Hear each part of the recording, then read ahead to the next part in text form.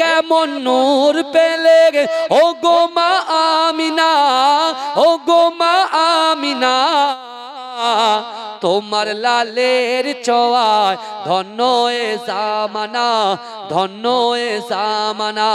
খোদার ওই কাবা দুলে দুলে কয় মারহাবা, দুলে কয় মারহাবা।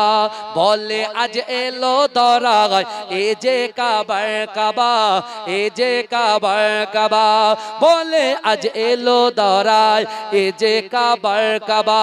খোদার ওই কাবা দুলে দুলে কয় মারহাবা, দুলে কয় মারহাবা।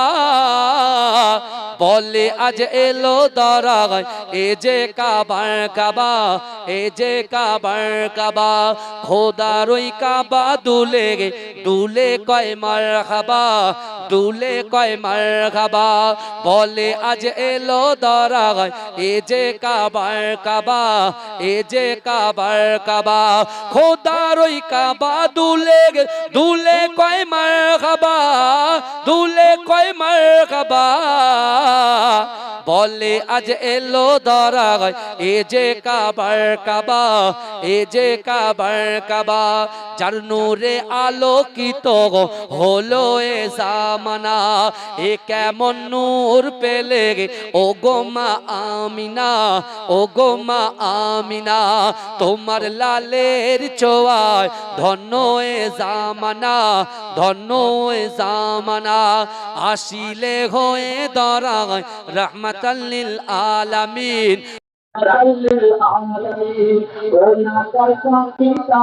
পরকালের জমিন, পরকালের আলামিন, রাহমাতাল লিল আলামিন। কালের জমিন, ও কালের জমিন, তুমি হাসর শাফাআতের সাফিনা। এ কেমন নূর পেলে ও গো মা আমিনা, ও গো মা আমিনা। তোমার লালের ছোঁয়ায় ধন্য এ জামানা, ধন্য এ জামানা। হবে না তোমার মতো তুমি যে বেমিসাল, তুমি যে বেমিসাল। যে দেখে সে জন বলে এ যে রূপে কামাল, এ যে রূপে কামাল। হবে না তোমার মতো তুমি যে বেমিসাল, তুমি যে বেমিসাল।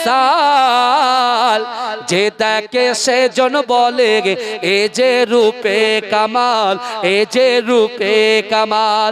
যাদের দেখে হৃদয়ে মেলে প্রেমের ডানা, এ কেমন নূর পেলে ও গো মা আমিনা, ও গো মা আমিনা। তোমার লালের ছোঁয়ায় ধন্য এ জামানা, ধন্য এ জামানা। আল্লাহুম্মা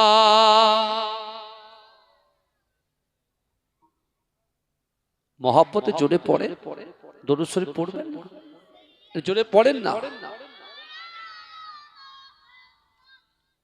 আমার বাবাজিরা। এই এই দুনিয়ারই একজন বাদশা, সে দিনে রাসূলুল্লাহর উপরে 1000 বার দরুদ পড়তো। কয়া যায় এখন তো রোজার মাস, বেশি কাজ নেই, খাওয়ারও কোনো ঝামেলা নেই। কিন্তু এখন দেখছি কিছু যুবক ছেলেরা এরা কি করে, একটা এপিসোড দেখে, আধ ঘন্টা 40 মিনিট 50 মিনিট।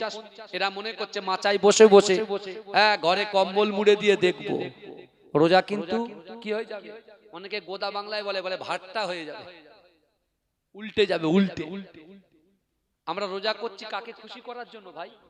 এই কথা বলে, আমরা দান করি মানুষকে খুশি করার জন্য, আল্লাহকে খুশি করার জন্য বলে, কথা বলে। যে বাদশাকে আল্লাহ রাজত্ব দিয়েছে সেই বাদশা দৈনন্দিন রাসূলুল্লাহর উপরে কতবার দরুদ পড়ে বলেন? 1000 বার।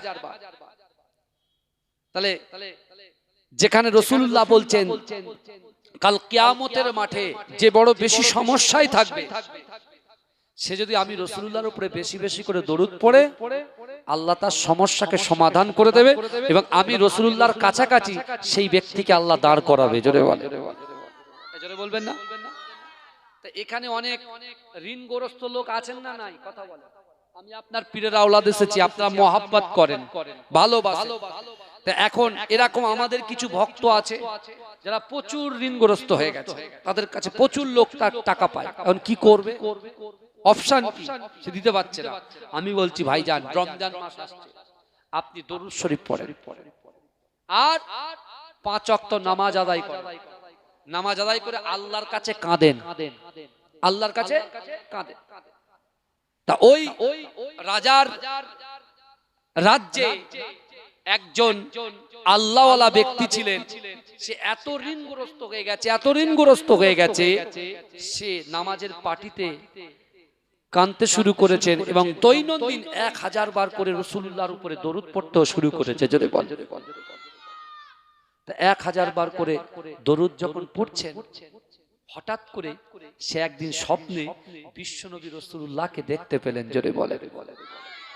আল্লাহর রাসূল তার সঙ্গে কথা বলছে, বলছে আল্লাহর বান্দা, এ আমার উম্মত, তুমি খুব সমস্যার মধ্যে আছো, কিন্তু শোনো না, আমি রাসূলুল্লাহ সাল্লাল্লাহু আলাইহি ওয়াসাল্লামের উপরে মহাব্বত করে ভালোবেসে তুমি যে দরুদ পড়েছো, আমি রাসূল তোমার উপরে খুশি, কিন্তু তুমি তো আল্লাহর কাছে দোয়া করেছো, আল্লাহ আমার ঋণটাকে পরিশোধ করে দাও। কিন্তু আমি রাসূল বলছি, এই রাজ্যে একজন বাদশা, সে আমার আশেক, এই ভালো করে শুনে, সে আমার আশেক, সে এই রাজ্যের কি বাদশা, রাজা, সে তার কাছে যাবে, গিয়ে বলবে যে বিশ্বনবী রাসূলুল্লাহকে, বিশ্বনবী রাসূলুল্লাহ আমাকে পাঠিয়েছেন, আমার যত ঋণ আছে, যত দেনা আছে, রাসূলুল্লাহ বলেছেন দেনাটাকে মিটিয়ে দিতে। জোরে বলবেন না? জোরে বলবেন না? কিন্তু ভাইজান, এখন আমি যদি শহীদুল ভাই আমার ভাইজানের কাছে এসে বলছি, ভাই আল্লাহ রাসূল বলেছে দেনা মিটিয়ে